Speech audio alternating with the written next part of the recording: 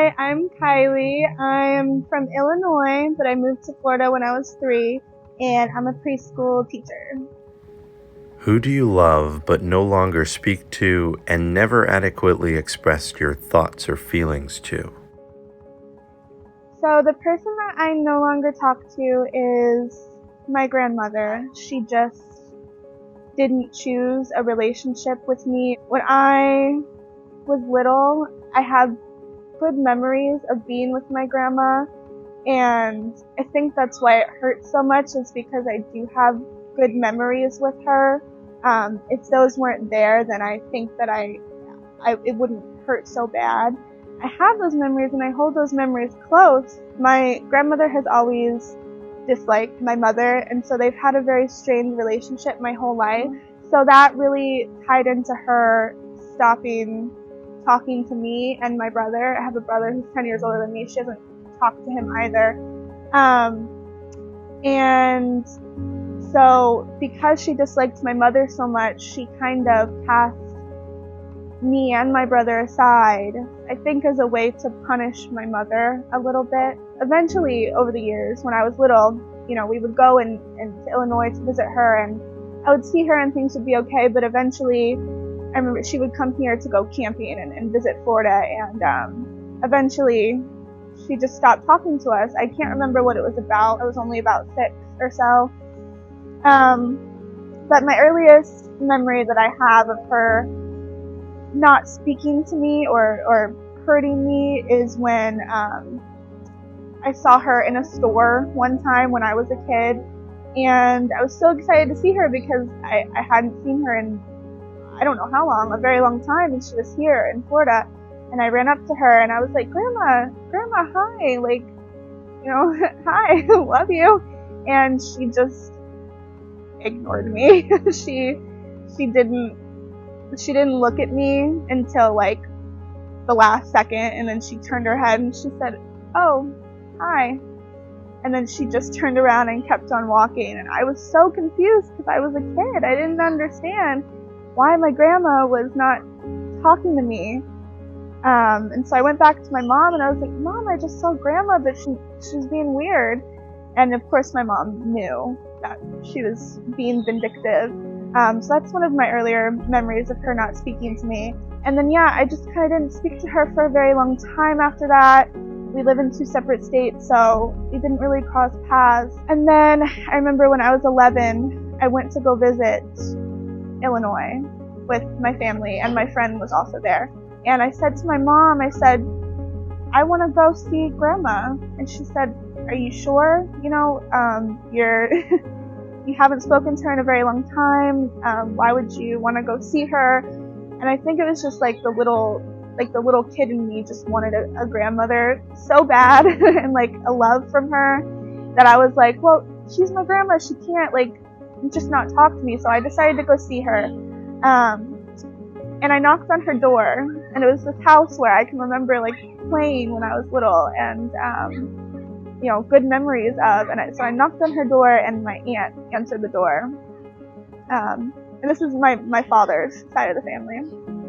And my aunt answers the door, and I'm like, is Grandma here? And she says, yeah. And I'm like, can I see her? And she goes, I don't know if that's a good idea, or something along those lines. And then my grandmother comes to the door, and she just, goes on this long spiel. I'm happy to see her. I'm like, hi, Grandma. Can I come in? Can I see you?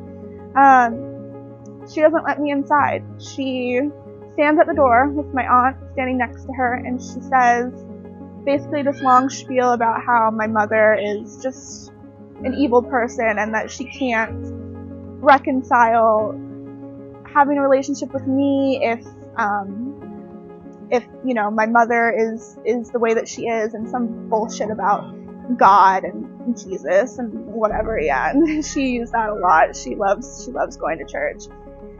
And I remember standing there, and I was so humiliated because my grandma wasn't letting me in her house, and I was so I imagined in my head, I was like, oh, I'm gonna go see my grandma, and we're gonna reconcile, and I'm gonna see her, and we're gonna have fun. and she wasn't letting me in her house. And my mom and my aunt on my mom's side were waiting at the end of the driveway, and my friend was standing next to me, and my poor friend was probably so confused by all my like family drama. And I remember like trying so hard not to cry because I really wanted to cry so bad. And I was like, I can't let her see me cry. Like, I just can't, because that'll mean like she's one, and like I can't be vulnerable in front of her. And also I didn't want to cry in front of my friend because I was just so embarrassed that this was happening to me. So I just said goodbye, and I turned around and I walked away. And she, calls after me, I still love you, I still love you. And I'm like, how can you love me when you won't even let me in your house, So I left, and then I didn't see her for a very long time. Fast forward to last year, or a few years ago, I can't remember now. My brother, he had a baby with his wife, and coincidentally, when he had that baby, they contacted him. My grandmother contacted him, and my father's side of the family, my aunts, contacted him, wanting to see him, wanting to see us, but really they just wanted to see the baby. So here I am thinking, okay, maybe I can give my grandmother another chance. Maybe I can talk to her again. But I basically found out that my father was abused and molested by his stepfather, and that my grandmother knew about it, and I just could not fathom in my brain how she couldn't protect her child. That's, her baby. Like, how do you let that happen to your child? So I had a really hard time trying to forgive her about that, and I confronted her about it. I said, you knew about this, like how did you let this happen? And she just basically gaslighted me and like pushed all the blame off of her, and she was like, well, when I found out, I wanted to kill him. And I don't know, I guess it's hard for me in my brain to like think about it, because he was her husband and she did love him, but he also was a monster. So I never knew him as anything other than that. I mean, I knew him when I was little, but so to her he was somebody that she loved, but to me he was somebody else. But yeah, I just couldn't forgive her for that. And so we got into an argument on the phone, and I asked her, like, why weren't you in my life? And she said, like, she just kept pushing the blame off. She said, your mother, your parents, we had a falling out. Like, I wanted to contact you, but I couldn't because XYZ, like very shallow excuses. And she, at some point, like, I won't forget this, she said to me, after I started like really showing her my true feelings, and she could tell that I was getting upset, she didn't like it. She said, Kylie, I've lived without you for 20 years, and I can still live without you. And I was like, man, that really hurts. Like, I didn't know what to say to that. So yeah, I said, okay, well, if that's how you feel, then so be it. And I hung up. And then after that, we like texted a few times, and like I don't know, she didn't have much else to say, so I just blocked her, and I haven't spoken to her since then. And that was about a year ago now, I would say. What about this person made them such an important part of your life? So she's important to me because I never had a big family growing up, and the idea of having a grandmother was something that I really cherished. Like, I would hear my friends talk about having, going to see their grandma or going to see their grandparents, and like just happy memories like that. And I lost that. I didn't have that. So just the idea of having that love was so important to me. And when it was like taken away from me, I just didn't know what to do with it. And it wasn't even that I, like, really when you think about it, I only physically knew her for like a handful of years when I was a kid, but I've carried this hurt around for 21 years now. I'm 21, and I do ask myself, I'm like, why is it so important? Like, did you really know her? And it's just that the love wasn't there, and I needed it. I think that whoever I was when I was a kid, like, child me, I needed that. And I just wanted a grandma. If you could speak to them right now, what would you say? Grandma, I would ask, why didn't you love me enough to want to be in my life? Why didn't you love me enough to choose me over whatever arguments or hate that you had towards other people? Why didn't you love my dad enough to protect him from all the hurt that he went through? You know, why didn't you love your family enough? Not even your family, you know, you love other people in your family. It was just me. It was just me and my brother. You know, why didn't you love us enough to give us what we needed? Why wasn't that there? And I wish you the best. I really do. I don't wish any harm on you or any hurt, even though you hurt me a lot. Hope you're doing okay still. How did it feel to express yourself? And is there anything that you plan to do differently from now on? I think that this has, in a way, helped me to let go a little more. I was already in the process of letting it go, but saying it out loud to people I just met has really helped me, I think, go through it in my brain and realize that this is something that I can let go of. I can move on, and I'm ready to move on. And yes, it hurt and it will always hurt, but I know in my heart that nothing is going to change because I can't expect her to be somebody that she's not. And she can't expect that from me either. We're just never going to give what we want to each other. So yeah, what I'll do differently is I'll move on, and let it go. If that was difficult for you to watch because your grandmother would never have treated you that way, count yourself fortunate. To listen to Kylie express her feelings and experiences and not be able to relate is truly a privilege. There are many like Kylie, both young and old, but two things really stood out to me.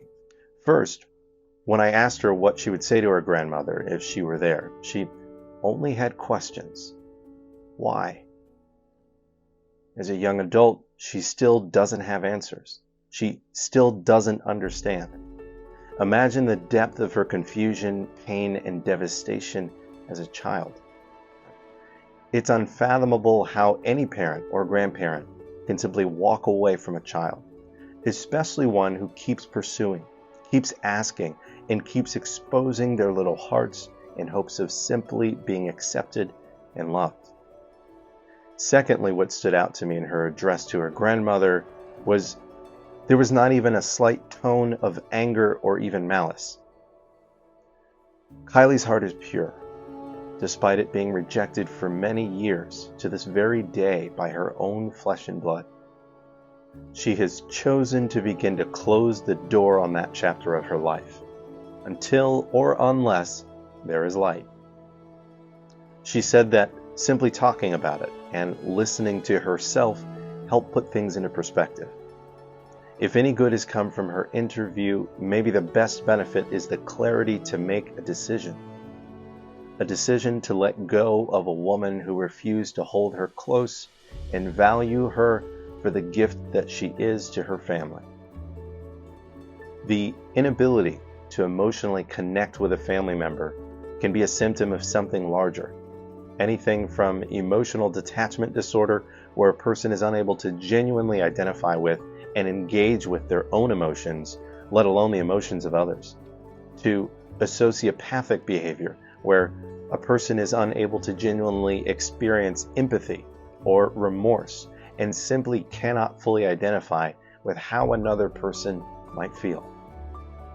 In both situations, empathy can be feigned, but not genuinely realized. So it's important to recognize that someone with the inability to emotionally relate to others can play a role as long as it suits them, lending a glimmer of hope to those who they've hurt, only to do it all over again.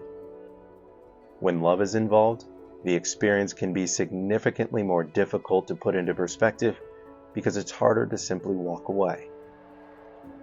Kylie also mentioned that she blocked her grandmother from calling her. I absolutely applaud that decision. This was an act of desperation to put a buffer between her emotional state and any further pain her grandmother might inflict upon her. Shutting the door on communication and living in a vacuum provides an opportunity to reflect, to grapple with the blowback from rejection, and to fully reconcile that pain with reality itself. Kylie made a good decision the day she chose to block her grandmother. By the time she finished talking to her, it was clear that her grandmother would only cause more pain if she allowed it. Kylie, I often reflect on these interviews, and a lot of people experience this kind of domestic abuse, from emotional abuse to physical abuse. It never gets easier, no matter how many times I hear it. You deserve better than this, and you also deserve the reward of making the choice you did, to consciously accept that the door is closed and that you have no obligation whatsoever to wait for it to open again. Instead, turn and grab another doorknob, choosing to open a new door through which you can step into a new world with new potential and love and be loved in return. You should never have to beg to be loved. Those who love you for who you are, right where you are, they are your family, blood relation or not. You can choose your own family and let go of anyone who would do you harm.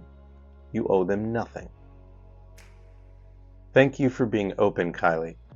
I know it was difficult, but I'm encouraged to hear that you found perspective in all of this, discovering that you don't have to stand for abuse from anyone, no matter who they are. Share your heart with people who are willing to share theirs with you. You deserve that. To our viewers, thank you for watching. Your viewership is important to the success of the channel, so if you enjoyed this video, go ahead and give it a thumbs up and take a moment to share some encouraging words with Kylie in the comments below. You can follow the Shared Heart Experiment on Instagram, TikTok, Facebook, and Twitter to stay up to date on the newest episodes. Feel free to check out any of my other YouTube videos where I walk up to random strangers in public places and ask them intimate questions about their lives.